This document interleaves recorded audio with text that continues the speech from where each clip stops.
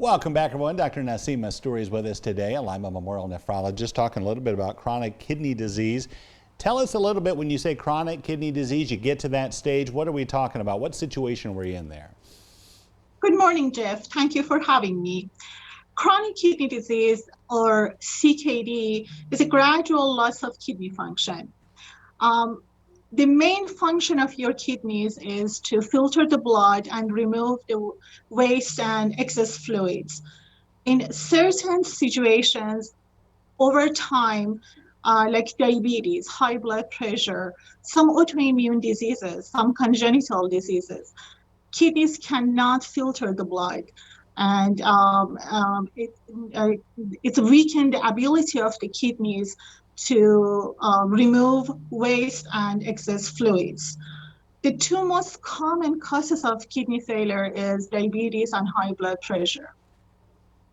Is there, if we're having issues, and especially if we've gotten to that chronic stage, are there symptoms, some signs to look for? Unfortunately, chronic kidney disease tends to be a silent disease. It means in earlier stages of kidney disease, there's no symptoms. As chronic kidney disease progresses, then yes, they may include some symptoms like extreme fatigue, weakness, generalized weakness, loss of appetite, nausea, vomiting, metallic taste, swelling in the legs or hands, and but it's end of the disease, end stage of disease. It's kind of a scary question, but can kidney failure, can that happen to anyone at any time?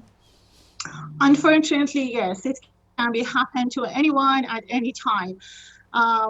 Sudden loss of the kidney function is called acute kidney failure, and the person's life is at risk. It needs immediate treatment, and but the good news is if we find underlying cause of the acute kidney failure, we can treat it.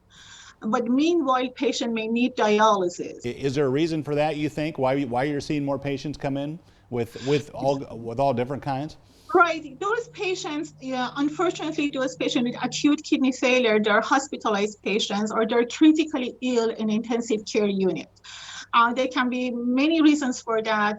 It can be due to dehydration, it can be poisoning, it can be septic shock, infections.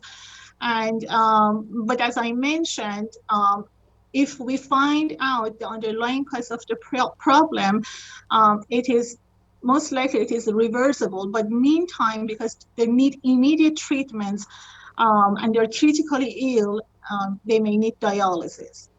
Let's talk about I know you guys have seen an increase in the number of patients. How do you meet that critical need? What does the hospital have to do to meet that?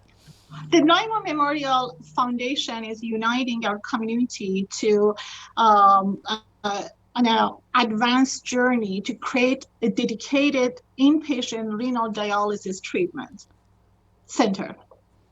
Okay, excellent. Dr. Mastouri, thank you so much. We appreciate your time. Thank you. You bet. Nice talking with you. We'll be back after this.